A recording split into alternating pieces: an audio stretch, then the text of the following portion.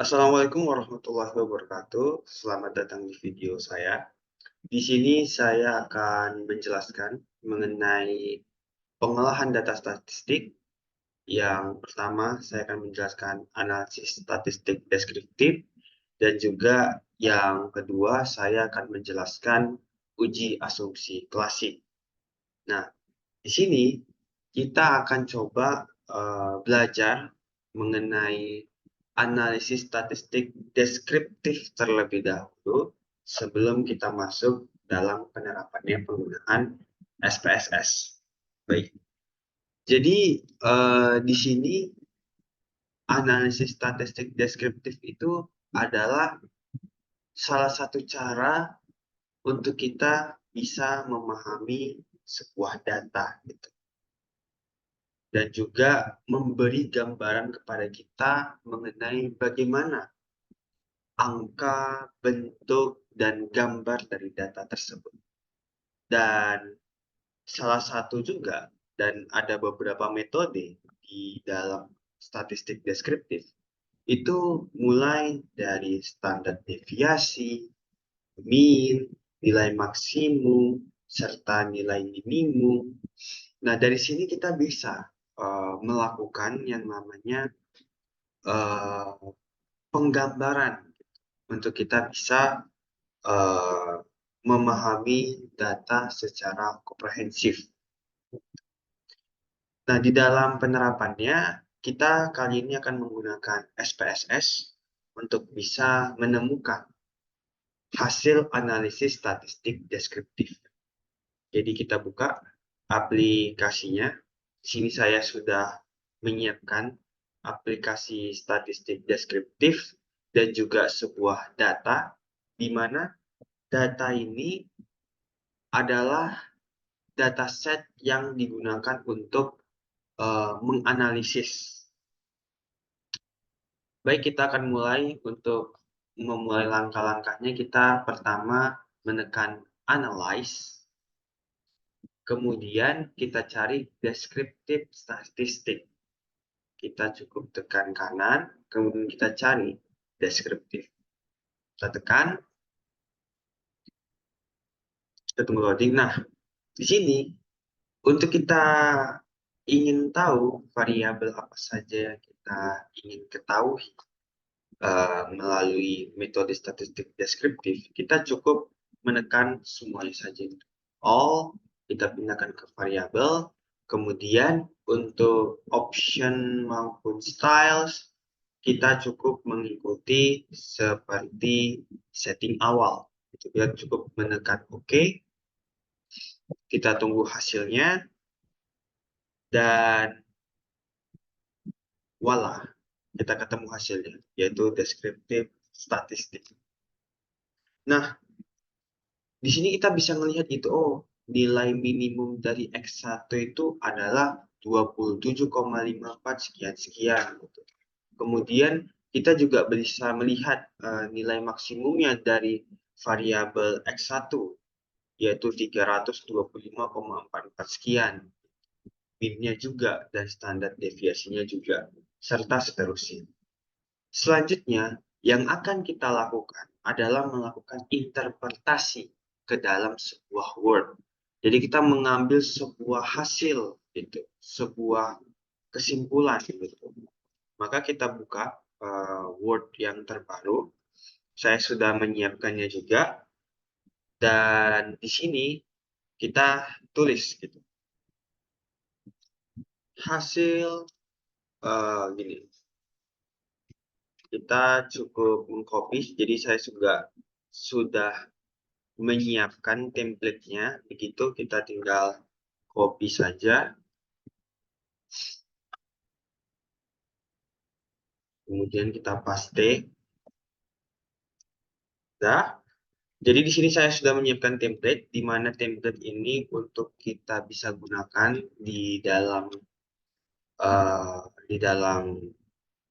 hasil karya tulis ilmiah kita. Dan kemudian kita lanjutkan dengan tabel partikel deskriptif. Kita copy lagi, salah, kita copy, kemudian kita paste. Nah, ya kita paste, kemudian kita home, kita sejajarkan dia, kita atur ya agar dia baik. Kemudian, jadi di sini tujuan saya adalah untuk melakukan interpretasi di dalam karya tulis ilmiah, salah satunya adalah skripsi di bagian olah data statistik begitu. Kemudian kita masukkan hasilnya ya, sini kita copy saja, kemudian kita pastikan di dalam dokumen kita ya tadi, kita pastikan sudah. Dan sudah kita pastikan, maka selanjutnya kita lakukan interpretasi begitu melalui kata-kata yang sudah saya siapkan gitu sebelumnya, agar durasinya tidak begitu lama dan teman-teman juga bisa mempelajarinya secara lebih komprehensif begitu. Jadi di sini kita tulis saja ya, tulis. Namun sebelum kita tulis, kita ubah dulu ya formatnya. Jadi lain, jadi kemudian kita coba. Nah, siap dia. Jadi di sini saya sudah menyiapkan kata-katanya, yaitu berdasarkan hasil uji deskriptif di atas, dapat kita gambarkan distribusi data yang didapat oleh peneliti adalah kita sendiri, itu adalah variabel X1. Kita paparkan variabel X1 ini mulai dari nilai minimumnya berapa, yaitu dari data tersebut dapat dideskripsikan bahwa nilai minimum 27,54 sekian-sekian, sedangkan nilai maksimumnya 325 sekian-sekian begitu. Dan juga nilai rata-rata X1 sebesar 83,5 sekian-sekian dan standar deviasi data X1 adalah 28,344 sekian gitu.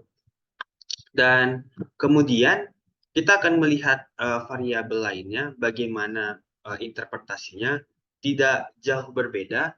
Pada variabel X2, dari data tersebut dapat dideskripsikan bahwa nilai minimumnya 2, sedangkan nilai maksimumnya 15. Kita bisa mencocokkannya dengan tabel kita di atas. Pada X2, minimumnya 2, maksimumnya 15, dan minnya 9,05. Sedangkan standar deviasinya 2,148 begitu. Nah, nanti kita sesuaikan dengan yang ada di sini begitu ya. Kita sesuaikan dan ketemulah hasilnya. Dan begitu juga dengan interpretasi pada variabel-variabel lainnya. Selanjutnya, kita akan memasuki uji asumsi klasik begitu. Di uji asumsi klasik ini kita belajar gitu. Bagaimana sebelum kita melakukan yang namanya permodelan regresi linear berganda, penting untuk kita menguji dulu data kita. Apakah data kita ini siap untuk dilakukan regresi linear berganda, begitu. Caranya gimana? Melalui uji asumsi klasik. Ada beberapa metode di dalam uji asumsi klasik. Saya akan buka filenya. Saya juga sudah menyiapkan materi di sini juga. Nah, jadi di dalam uji asumsi klasik itu yang pertama adalah uji normalitas.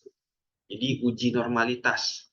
Uji normalitas adalah uji statistik yang digunakan untuk menguji apakah data atau hasil model regresi yang diamati memiliki distribusi normal atau tidak. Begitu. Jadi kita penting untuk mengetahui apakah bentuknya itu distribusi normal atau tidak. Karena jika tidak, kita tidak bisa melakukan regresi ya, analisis regresi linear berganda gitu. Nah, penting untuk kita lewati uji normalitas ini. Dan juga ada indikator untuk kita bisa mengecek apakah uji normalitas kita itu normal, distribusi normal atau tidak gitu. Kita cek melalui nilai signifikansinya. Di sini, jika nilai signifikansinya lebih besar daripada 0,05, maka data tersebut distribusi normal. Jika nilai signifikansinya kurang daripada 0,05, maka data tersebut tidak distribusi normal. Dan cara kita untuk bisa mendapatkan nilai signifikansinya melalui metode Kolmogorov-Smirnov. Baik, kita akan coba lakukan ya langkah-langkahnya bagaimana uji normalitas ini bisa kita terapkan di dalam SPSS. Kita buka kembali aplikasinya SPSS. Kita analyze, kita buka regression,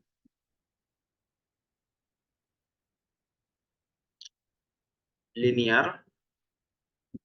Oke, baik. Di sini penting untuk kita ketahui ada namanya dependent dan ada namanya independent. Jadi dependent itu adalah variabel terikat atau target kita gitu atau residual kita begitu. Sedangkan independent ini adalah variabel bebas yang akan menjadi pengaruh untuk variabel terikat begitu. Kita cukup masukkan variabel Y ke dependent, sedangkan sisanya kita masukkan di independent. Setelah itu, kita masuk ke statistik. Kita masukkan kolonialitas diagnostik juga.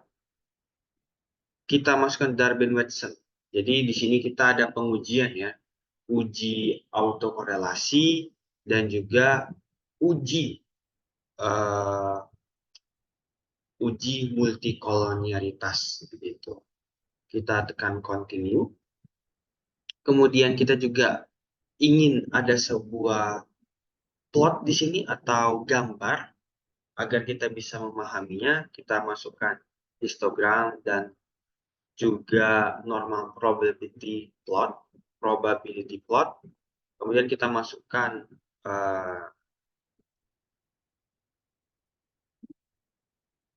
search it dulu dan separate di akhir gitu. Mungkin kalau jadi kita mulai ya, kita continue, kemudian kita save di dalam unstandardized, kita continue, kemudian kita tekan OK. Maka akan keluar hasilnya, hasil output dari pemodelan regresi linear yang kita buat. Kita tunggu hasilnya, sedang berproses dia, karena dari sini kita akan mendapatkan hasil gitu, untuk bukan hanya untuk uji asumsi klasik, namun juga untuk uji analisis kita. Nah, kita akan menemukan beberapa tabel di sini ya. Ada tabel, ada begitu banyak tabel di sini, dan juga ada gambar ya di sini juga. Nah, langkah selanjutnya adalah karena kita sudah menemukan model dari regresi linear kita, sekarang kita cek dulu nih, model regresi linear kita ini distribusi normal atau tidak. Itu tujuan kita di awal tadi. Jadi kita coba cek terlebih dahulu melalui analyze kembali. Kita tekan non-parametric test, legacy dialog, kemudian kita ambil one sample case. Yang kita ambil untuk dites variabelnya itu adalah model regresi kita. Ini dia. Kita tekan OK. Kita tunggu hasilnya. Ketemu dia. Nah, perhatiin. Nilai signifikansinya itu adalah 0,2. Sedangkan ketetapan kita tadi untuk mengecek apakah dia distribusi normal atau tidak adalah 0,05, bukan? Artinya apa? Artinya jika kita masuk ke 0,2 itu ke dalam nilai signifikansi, maka dia lebih besar daripada 0,05. Artinya model regresi linear kita itu adalah distribusi normal. Karena dia distribusi normal, kita lanjut ke pengujian uji multikolonialitas. Kita masuk dulu ke materinya. Baik. diuji multikolonialitas. Apa sih tujuan uji multikolonialitas ini?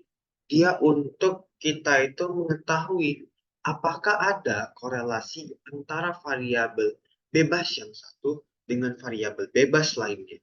Jika dia mempunyai hubungan atau punya korelasi yang tinggi di antara dua ini, maka kita tidak dapat melanjutkan model, kita tidak dapat melakukan analisis regresi linear gitu. Nah, cara kita gimana untuk bisa mengeceknya melalui melihat nilai dari tolerance dan variance inflation factor atau FIF. Dan juga ada fakta lagi juga adalah model regresi yang baik itu apa? Bukan hanya berdistribusi normal, namun juga tidak terjadi multikolonialitas di sana. Bagaimana kita lakukan di SPSS? Kita masuk lagi ke aplikasi SPSS kita. Begitu. Kita masuk ke aplikasi SPSS kita cek nilai dari tabelnya.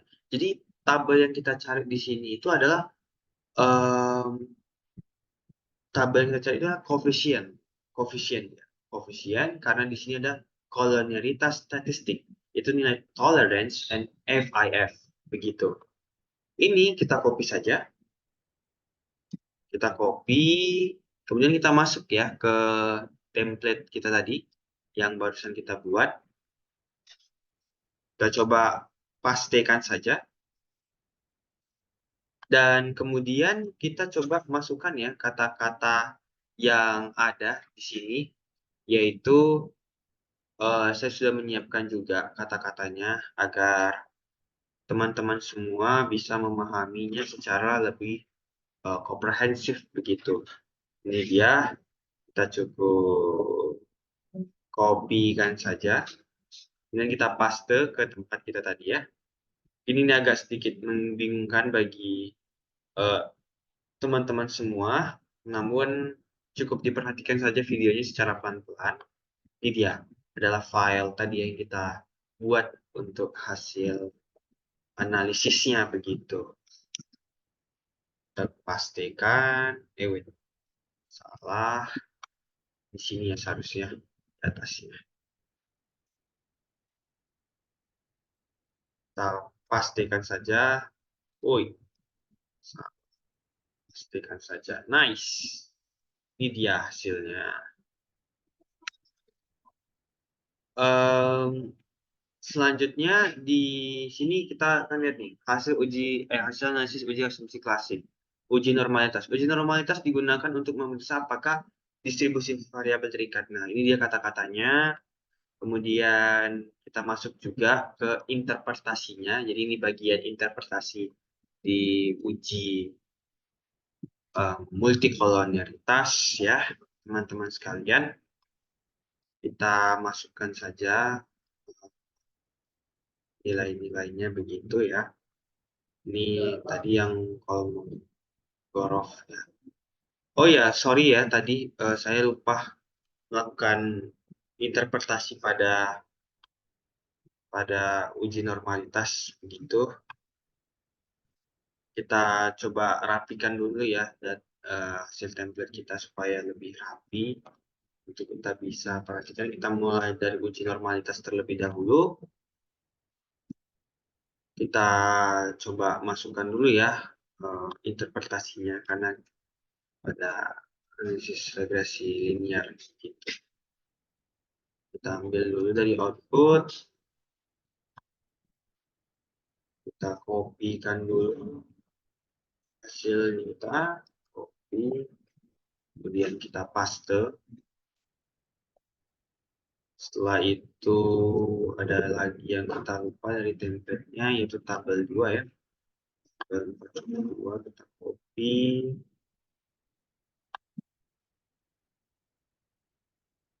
paste.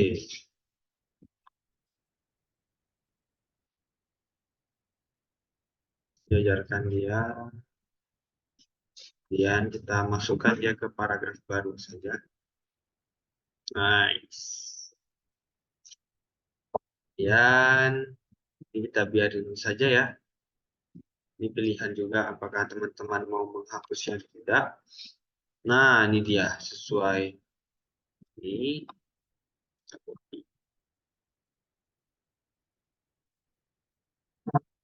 Ini kita paste. Sudah. Tadi kita juga sudah menjelaskan ya tentang uji multikolonialitas. Jadi kita tinggal masukkan saja ke dalam hasil karya tulis ilmiah kita. Ya, kita copy kembali ya, karena saya sudah menyiapkan kata-katanya, jadi ini akan lebih cepat daripada perkiraan teman-teman sekalian ya, untuk mempersingkat video juga. Kita rapiin dulu, kemudian kita masukkan tabelnya ya, setelah itu supaya kita bisa memahami lebih jelas. Kita masukkan dulu, kita paste, kemudian kita ambil outputnya di sini, yaitu koefisiennya tadi. Kan tadi pertama tabel uji normalitas kan ini, yaitu one sample Kolmogorov-Smirnov. Ini yang kita ambil dari tabelnya. Namun untuk multikolonialitas itu adalah koefisien. Kita ambil, yang kita paste. Nah, kemudian kita coba hapus dulu ya yang bawah ini, supaya kita cukup mengambil pada ini saja gitu, yang nilai toleransi saja. Ini saya rapikan sedikit untuk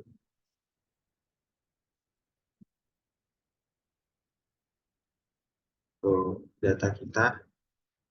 Kita rapikan sedikit, kita buat dia di tengah.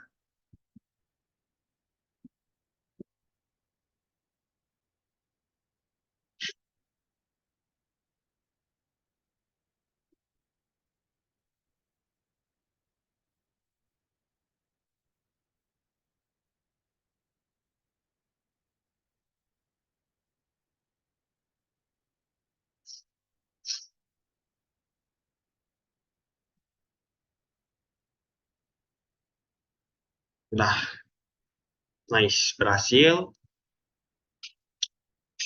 Oke, baik. Selanjutnya kita akan masuk ke uji selanjutnya, yaitu di materi kita adalah uji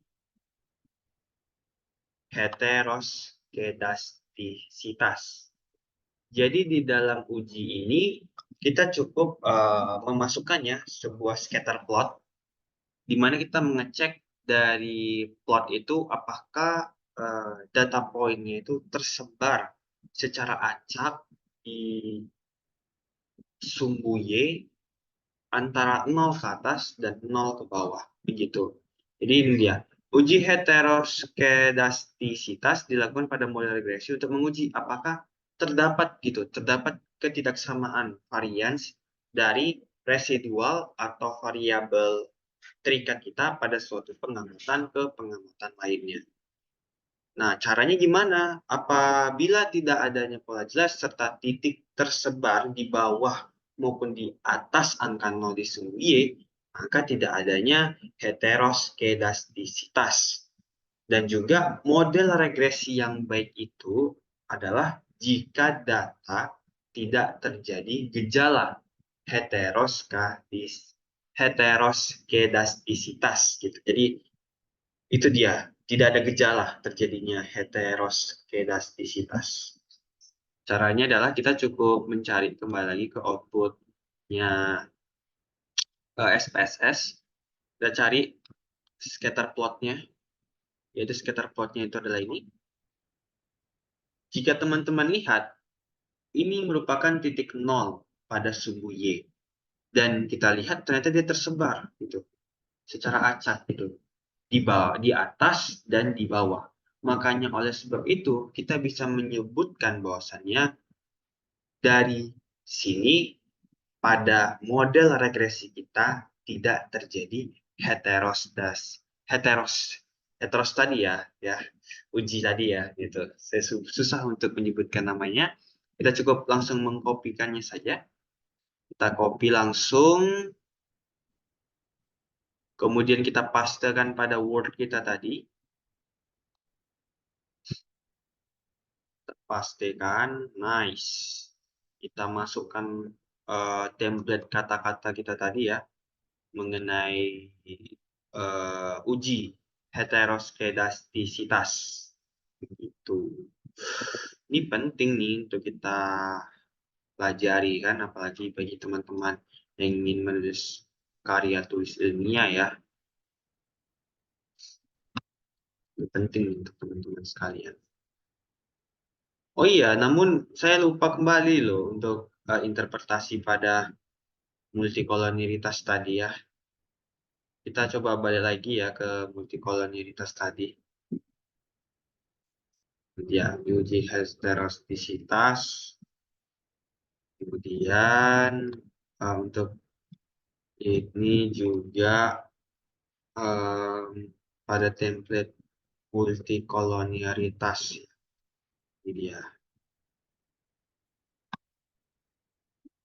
Ini interpretasi multikolonialitas. Jadi di sini saya akan mutar balikkan gitu. Namun tujuan saya juga untuk menjadi ini ya portofolio sebenarnya. Portofolio saya bahwasanya pernah untuk mengerjakan SPSS begitu. Kita spasikan, nice. Oke, lanjut kita ke uji heteroskedastisitas. Ini dia tabel 4 ya selanjutnya. Kita ambil kembali, kita pastikan lagi dia. Kita pastikan kembali di sini dia. Oke, nice. Kita akan lagi interpretasi ya untuk ini uji yang satu ini. Nah, ini dia tadi. Kita pindahin. Oke, kita copy, kemudian kita pastekan. Ini dia. Berlandaskan output grafik scatter plot di atas, diketahui titik tersebar tidak dengan pola yang jelas. Selanjutnya kita akan ke uji yang keempat, yaitu uji autokorelasi. Gitu. Kita coba pelajari dulu ya materinya. Jadi materi uji autokorelasi itu adalah digunakan dia untuk pada data yang bersifat time series atau data sekunder begitu. Jadi makanya itu penting untuk kita bisa menguji data ini sebelum dia siap untuk dianalisis. Jadi data ini apakah dia sekunder atau tidak? Karena data itu ada tipe-tipenya. Ada data primer, ada data sekunder. Kalau data primer, data yang kita memang langsung terlibat di dalam pengumpulan datanya. Namun jika data sekunder ini biasanya diambil dari internet yang sudah beberapa tahun lalu gitu. Nah, itu dia bedanya. Jadi uji autokorelasi itu untuk mengetahui apakah dia masih mempunyai hubungan gitu, error ya, kesalahan residual gitu terhadap waktu begitu. Nah, salah satu metode yang digunakan dalam uji autokorelasi yaitu Darben-Watson. Tadi kita sudah mengklik ya di awal Darben-Watson. Jadi di sini kita cuma cukup memindahkan saja. Kita buat dulu template-nya untuk karya tulis ilmiah kita. Karya tulis ilmiah kita, kemudian ya kita ambil dulu, kita copy kan lagi, ya kan men, copy-kan lagi, kita paste-kan saja di hasil pekerjaan kita. Ini dia, kita oke. Kemudian kita masukkan template tabel uji autokorelasi. Kita pastekan lagi, kemudian kita ke output ya, SPSS. Nah, di sini output SPSS yang akan kita ambil itu adalah pada tabel ini dia, model summary. Jadi kita ambil, kemudian kita paste di sini. Nice. Jadinya kita menemukan gitu ada sebuah Darby-Watson di sana kan. Kita perhatikan Darby-Watson di sini dia. Nah, gitu kita bisa ambil nantinya untuk keperluan pengujian kita gitu. Oke, kita cek kembali ya, atas kita udah bersih atau belum. Saya ingin ngecek kembali apakah hasilnya sudah bagus atau belum. Oke, kita lanjutlah lagi. Nah, perhatikan teman-teman. Di sini Darby-Watson-nya memiliki nilai 1,999 begitu.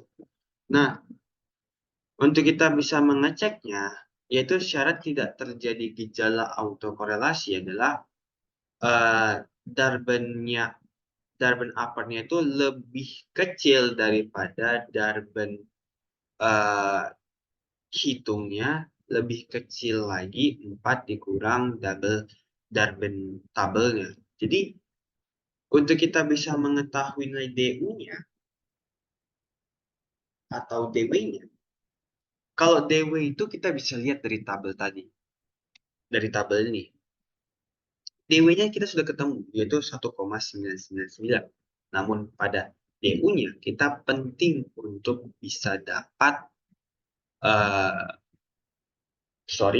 kita penting untuk bisa mengecek kembali tabelnya. Di sini saya sudah punya tabelnya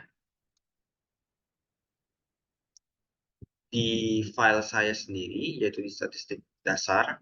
Kita cukup menekannya. Jadi saya sudah mengecek itu tabelnya gitu kan. Dan perhatiin juga untuk penentuan DU itu adalah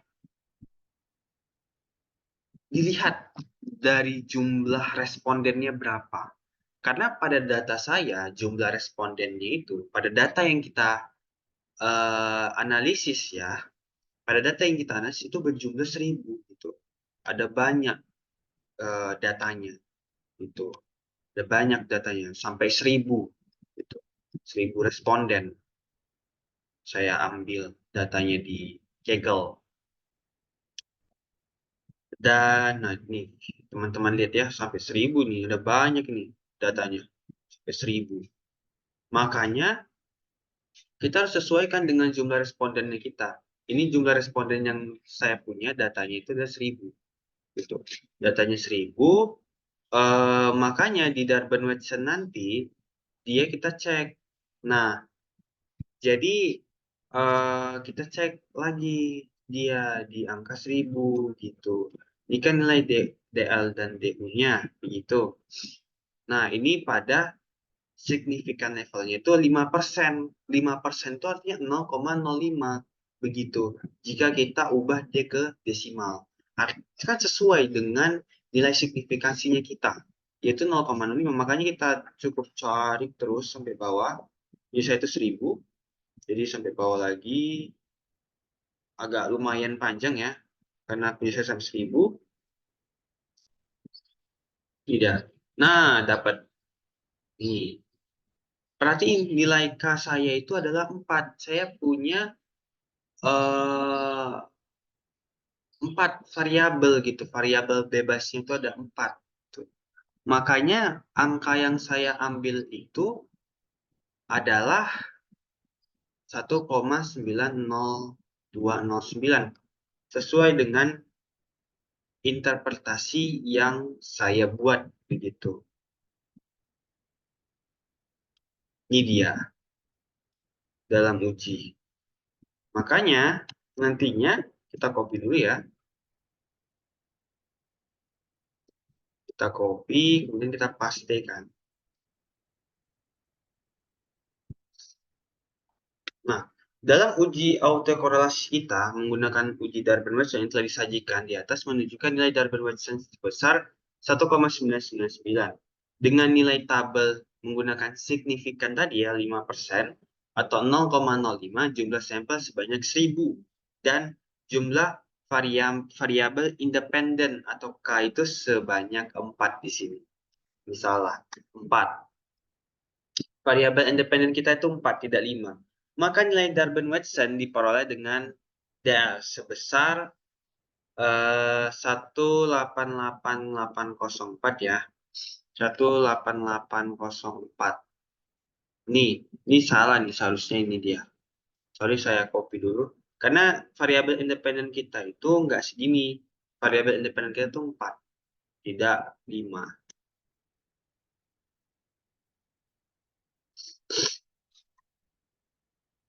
Oke, mungkin saya coba cek kembali ya mengenai ini kita supaya punya terpampang dengan jelas begitu mengenai Darben-Watson ya. Kan benar, kita yang salah. Dia 4 ya, variabel independen kita itu udah 4. Jadi salah kita ubah lagi ya, 189,005 yaitu 1,90209. Kita pindahin lagi ke sini supaya dia sesuai hasilnya. Kita pastikan. Kemudian kita ubah dulu formatnya menjadi Times New Roman. Times New Roman. Karena ini penting juga untuk kita ini ya, untuk kita sampaikan kembali gitu. Supaya bentuknya rapi gitu, formatnya rapi dia. Nggak berantakan gitu. Sorry saya salah tekan. Kita ambil dia di Times New Roman. Oke, tinggal kita pindahkan aja angka-angka ini. Kita pindahkan, kita copy, kemudian kita paste, kemudian kita copy lagi. Sorry, salah gitu kan. Kita copy, pastikan. Jika kamu perhatikan 1,90209 itu lebih kecil daripada 1,999.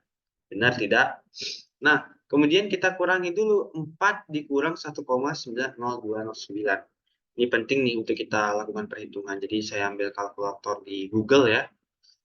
Di Google saya coba ke kalkulator dulu. Nah, kalkulator kan. Karena saya terjadi kesalahan pada uji autokorelasi saya begitu. Jadi kita perbaikin dulu ya. Jadi 4 dikurang 1,9 berapa tadi? 0209. Oke, sama dengan ini dia hasilnya. Jika kita perhatiin tetap lebih besar ya. Jadi hasilnya itu 1,99 itu lebih kecil ya daripada 2,09751 gitu.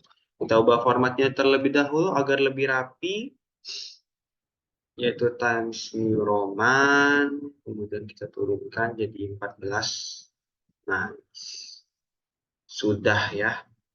Rasanya masih besar dia ini ya. Oh, 11. 11 ya ternyata. Kita ke 11 saja berarti. Kita ke 11. Nice, dah selesai.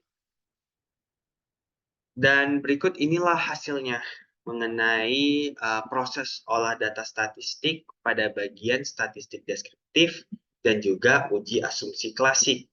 Jadi di sini saya melakukan bukan hanya belajar kita mengenai materi dari statistik deskriptif, uji asumsi klasik yaitu uji normalitas, multikolonialitas, uji heterosdastisitas, kemudian ada uji autokorelasi. Kita belajar gitu materinya gimana gitu.